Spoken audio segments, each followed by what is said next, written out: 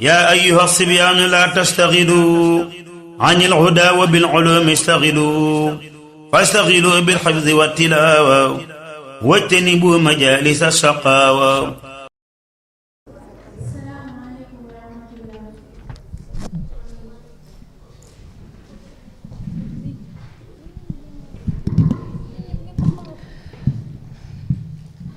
Assalamu alaikum wa rahmatullah.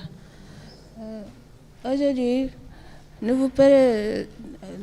présentons notre excellente exposé dont le thème porte sur le centre de formation accélérée pour le développement de Touba. Avant tout, on vous présente notre nom dans les jeunes ambitieuses.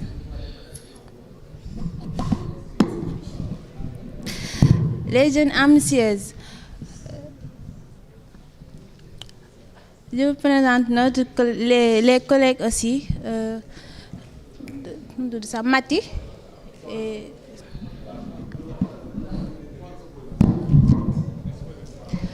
Olof la. dañ leen di présenter suñu collègue yi Mati moom moo ñuy présenter arabe bi. léegi man maay expliquer suñu programme bi ñu ngi koy tuddee centre de formation accélérée pour le développement de Touba parce que dañoo constater que élèves yu nit ñu bari ci Touba dañoo teel a arrêté seen ay jàng aussi am na ñoo xam ne tamit jànguñu mais bëgg nañ métier te métier boobu bëgg nañ ci am ci xam-xam. moo tax dañ ni pour ñu répondre besoin population bi dañoo war a am benn programme boo xam ni buñ ko tijjee dafa population yi dañ ciy jariñu parce que nee nga entrepreneuriat dafa war a nekk loo xam dafa social warta nekk yow kese population bi dañ see war a gis seen bopp moo tax ñu ni léegi suñu programme day nekk pour développement Touba surtout les jeunes aussi les analphabètes mooy ñi nga xam ne jànguñu léegi dañuy commencer par les partenaires clés. Activité clés yi lañuy commencer suñu activité principale dafa porter ci formation professionnelle léegi formation professionnelle deuxième bi dafa nekk vente d'habillement troisième pâtisserie et transformation quatrième multiservice ensuite les offres pour formation professionnelle dañ leen ci bàyyi xel comme restauration couture informatique et comptabilité et aussi deuxièmement prêt-à-porter broderie à la main troisièmement gâteau jus naturel quatrièmement transfert d'argent aussi dañoo xam ni comme bu dee couture di nga mën a def prêt-à-porter ak broderie à la main mooy ràbbu yi wala nga def cuub dina mën a ànd ak kii ñi nga xam dañoo def couture aussi suñu programme dañoo bëgg bu ñu defee formation jeunes yi ba pare dañuy appliquer en même temps léegi ci application boobu day tax li nga jàngale duñ ko fàtte aussi dinañ am rigueur dinañ am fit tamit pour développer li nga xam jàng nañ ko ba pare moo tax ñu ni kon suñu formation warta limité ci suñu formation bi waruñu see yam kese dañoo war a tamit di leen jàngal application bi comme formation kii bi professionnelle bi comme ñu ne restauration couture informatique et comptabilité ñi nga xam ne def nañ restauration jàngal nañ leen ko ñoom dañoo tijjiwaale ñun ñi nga xam ne ñoo décider formation bi dañoo tijjiwaale benn centre benn restauration boobu mën nañ see defaale ay pâtisserie loo xam ni daal population bi dañ koy soxla ñoom ñi nga xam ni jàngal nañ leen pâtisserie ñu ñëw en même temps di appliquer lañ leen jàngal aussi dañ leen di suivre tamit ci ni ñuy demee ba xam ki nga jàngal ba pare waru ko jàngal rek bàyyi ko danga ko war a boo nga ko jàngalee pare danga ko war a accompagner nga assurer sa bopp que li nga ko jàngal mi ngi koy appliquer normalement. Maintenant ñu jàll ci couture bi mooy prêt-à-porter yi ak broderie à la main mooy dañ leen di jàngal ni ñuy ràbbee ni ñuy cuubee ak ni ñu leen defaree yére yeeg yooyu. Maintenant informatique mooy quatrièmement ñoo ngi def fii ci activité clé multiservice boobu informatique da ci duggaale ak comptabilité kon ki def informatique ak comptabilité day mën a assurer multiservice kon ñun suñu formation dafay àndaale ak multiservice pour gën a yaatal formation bi ndax bu ñu yemee ci benn activité bi xam naa dinañ coûter ay temps année yu bari pour mën a satisfaire suñu kon dettes yi ñu amoon genre yooyu. Maintenant ci relation client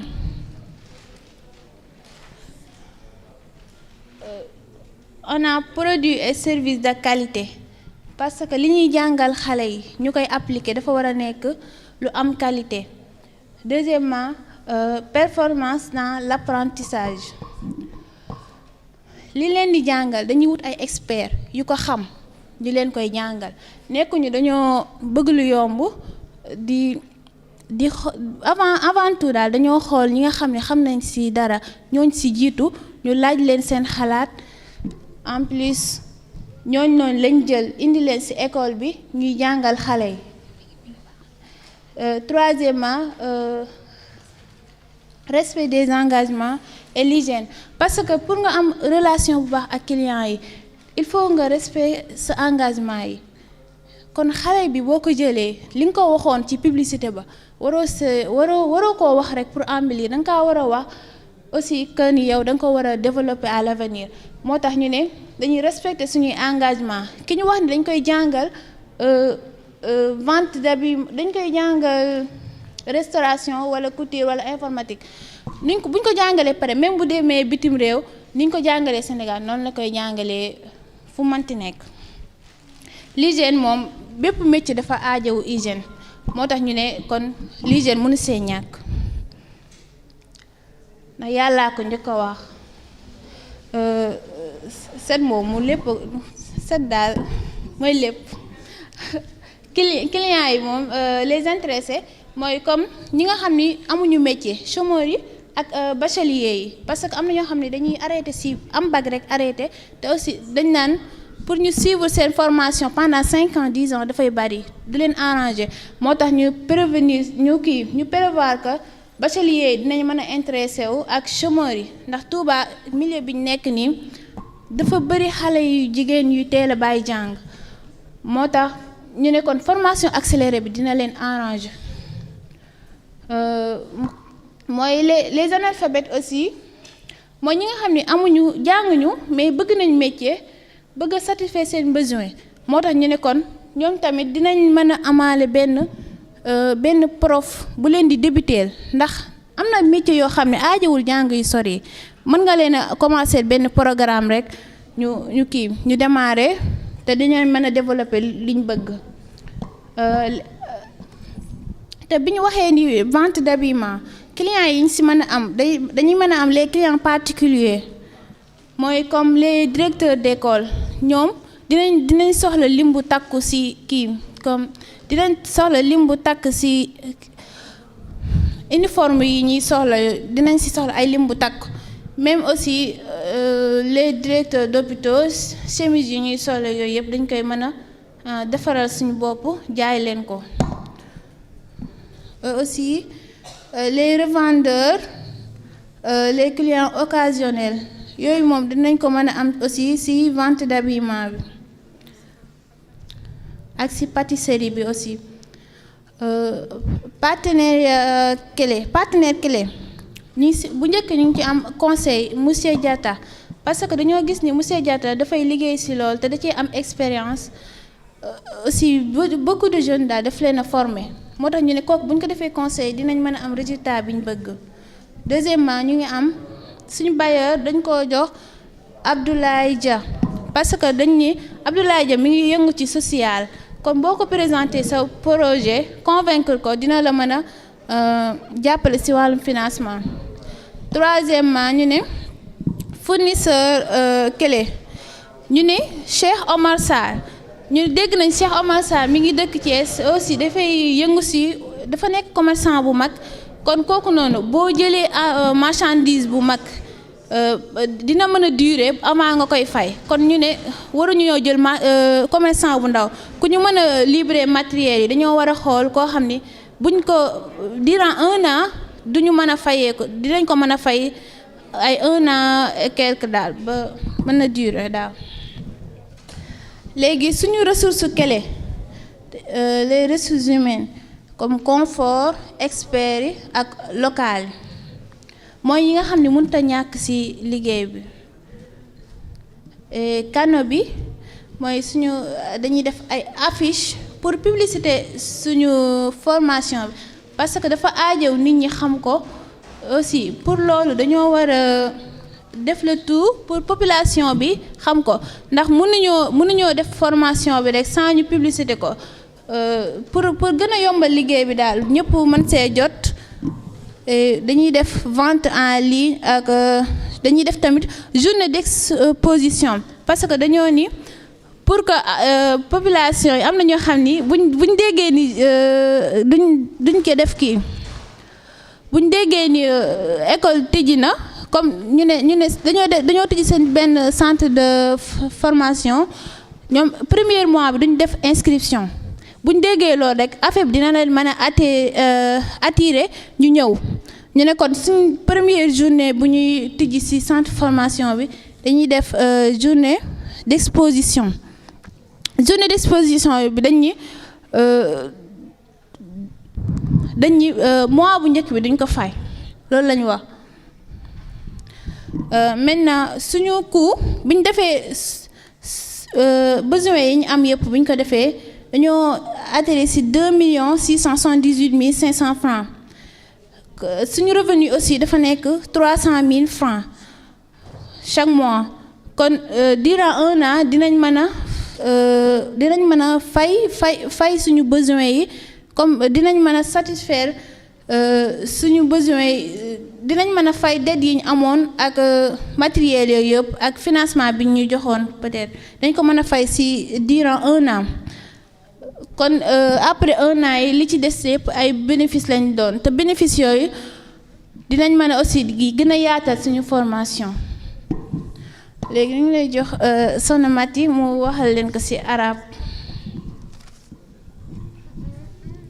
asalaamaaleykum wa rahmatullah. nuxayikum bi taxiyatil islaami wa akmaliha wa hiya asalaamaaleykum wa rahmatullah. jiitu huna al yawmu li nuqaddimu lakum مشروعنا التي عقدناها وهي مركز التدريب المهني المعجل لتنمية طوبى وهذه المشروع يتضمن هذه الأمور. أولا النشاط الرئيسي التكوين المهني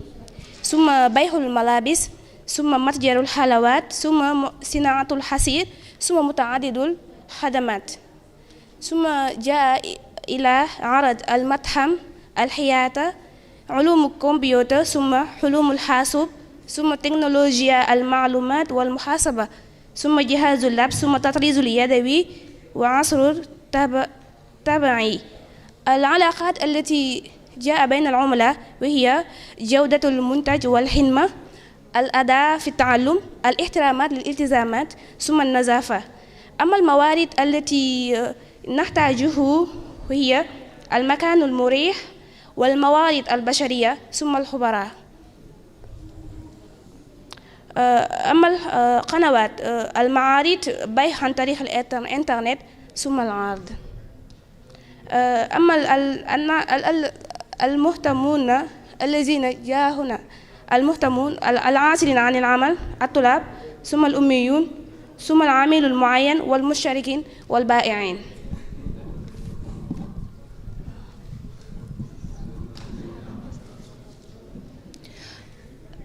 dañ leen di nuyu yéen ñi fi teew après ñu jox leen kàddu gi ngeen wax seen xalaat ci exposé bi.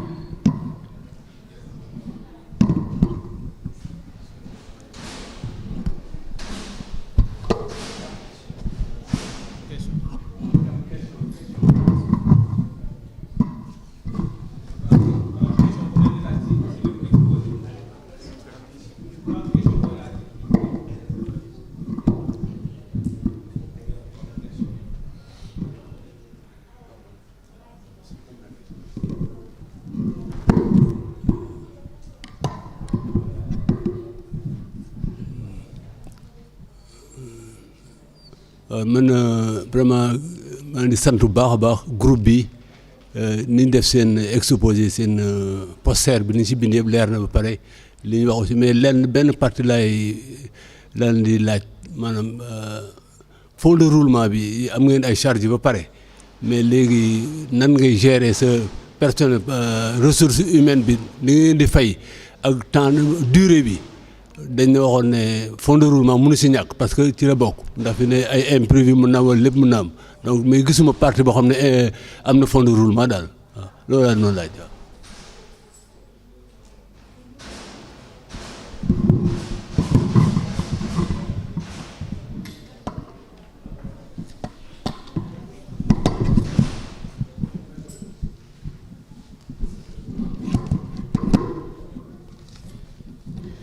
suñu fonds de roulement bi def nañ ko mais présenté wuñ ko fii que dañ ni fonds de roulement bi moo ñu permettre ñu mën a déterminer coût bi fonds de roulement bi ak fonds d'équipement bi moom lañ calculer pour mën a def coût bi fonds de roulement bi dañoo amoon local bi durant 3 mois chaque mois dañuy fay 150 000 léegi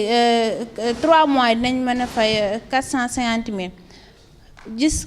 local électricité abonnement wifi employé matière première yooyu yëpp dañ ko def nañ ko détaillement ba ñu am ci somme 1 296 000 francs kon ñun suñu assurance def nañ ko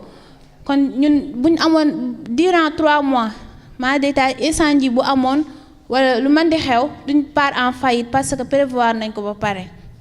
aussi même d'équipement bi comme liñ soxla yépp noté woon nañ ko aussi prévoir nañ ko ba ñu am ci somme 1 268 500 kon au total dañuy am coût 2 678 500 francs.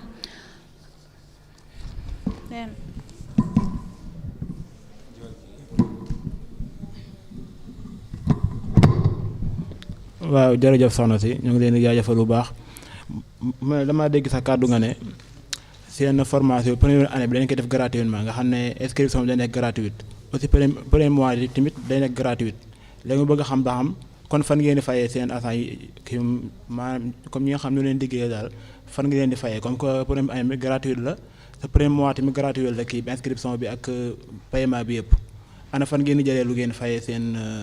agent ci premier mois bu njëkk bi. waxuñu woon première année bi kii lañ waxoon comme inscription bi gratuite daa mel ni damaa juum si kon premier mois inscription rek lañ waxoon gratuite pour que élèves yi mën a loolu noonu xëcc leen ñu ñëw inscription bi rek la ñuy def gratuite mais mois bi dañ koy fay te dinañ ci def ay xéewal ndax nit ñi gën koo bëgg daal.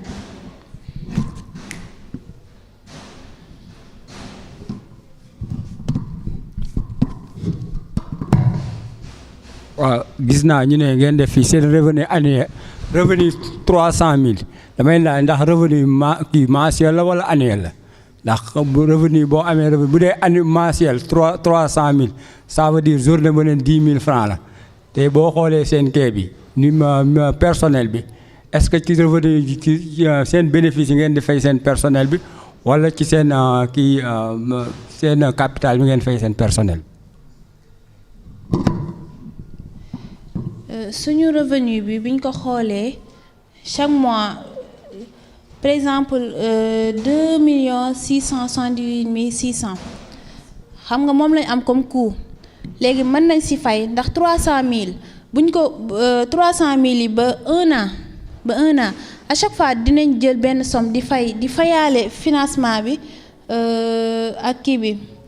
ak matériel yi suñu activité yii nii 4 activités yii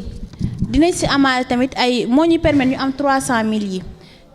durant 1 an suñu bénéfice moo dul bëri mais dinañ mën a di am tuuti bénéfice aussi duñu mën a am bénéfice parce que dañoo war a am lu ñuy fay kon suñu 1 an dañ koo sacrifier suñu 1 an yooyu noonu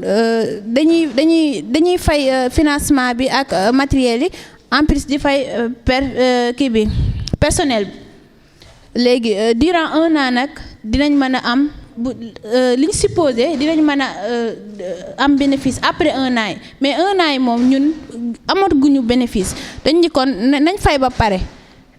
essentiel mooy ñu fay liñ leboon ba pare aussi di fay personnel bi ci activité yi ñu développé nii ci la ñuy am xaalis bi te kii mensuel la du annuel.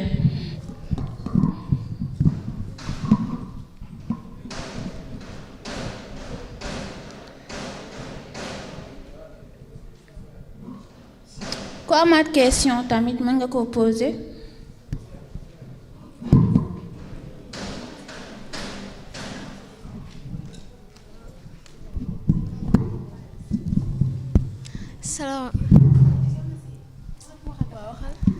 salaamaaleykum wa rahmatullah. man li ma bëggoon a laaj mooy comme ça seen centre formation bi foo leen ko bëgg a taxawal si Touba la wala faneen.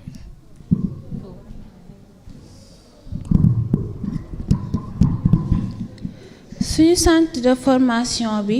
fi ñu ko bëgg a taxawal bëgguñu mu nekk lieu boo xam dafa am ay bruit ndax ñu dañoo bëgg li ñuy jàngalee nekk lieu bu calme kon dañuy xool localité yi comme Kër Kaabu nga xam ni bëreegul ay nit foofu genre localité yooyu dinañ mën a développer li ñu bëgg ci calmement moo tax ñu ne comme nañ choisir benn lieu boo xam ni dafay calme ñu mën a def suñu centre de formation mais ci biir Touba la Kër Kaabu ci biir Touba la.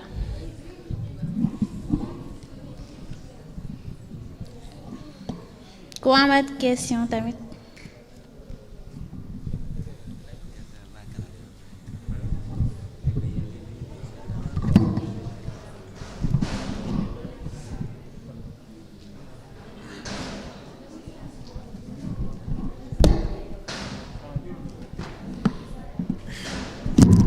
salaamaaleykum nuyu naa leen yéen ñëpp man sama question leen rek la woon xam nga comme yéen activités yi ngeen jël da ngeen a jël ba 4 te yooyu yëpp boo xoolee taxawal ko maanaam dadul xaw a yomb daal surtout boo xoolee ci wàllum formation bi matériel yi ngay soxla ak pâtisserie beeg yooyu noonu matériel bi ngay soxla ak surtout vente d'habillement beeg yooyu noonu. léegi man li ma doon laaj mooy ba xam yéen seen fonds de départ ñaata la ak yéen nan ngeen def pour mën a taxawal yooyu yëpp wala yéen. da ngeen am benn rek boo xamante ne moom ngeen di démarrer ak fond bu ndaw wala da ngeen a lijjante xaalis bi yëpp rek taxawalandoo lépp loolu laa doon laaj.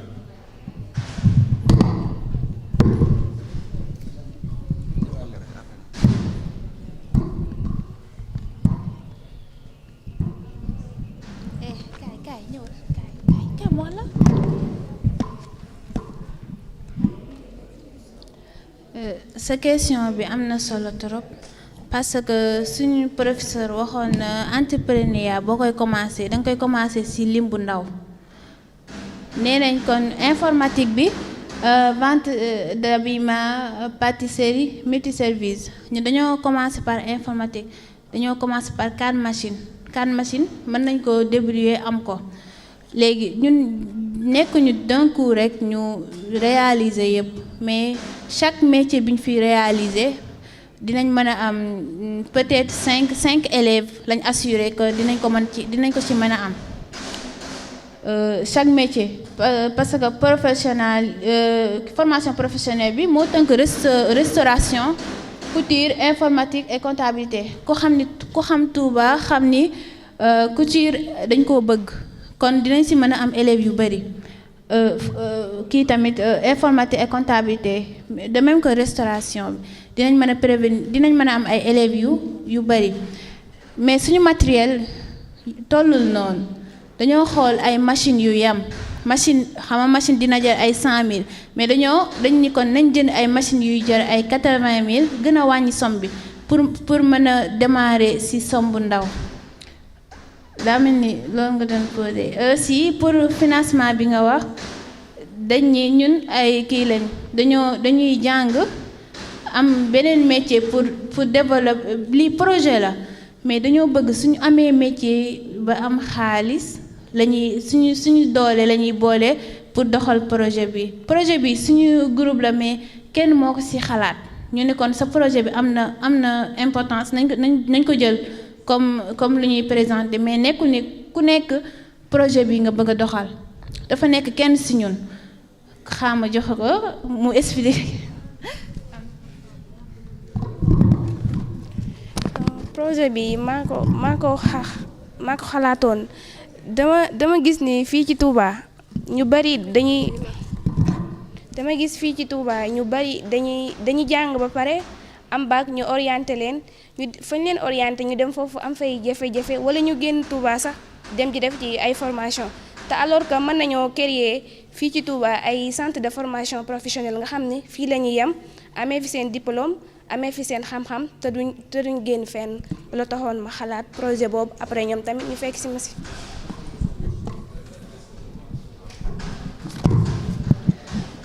te financement bi duñ dem di wut ku ñu finance. يا أيها الصبيان لا تشتغلوا عن الهدى وبالعلوم اشتغلوا فاشتغلوا بالحفظ والتلاوة واجتنبوا مجالس الشقاوة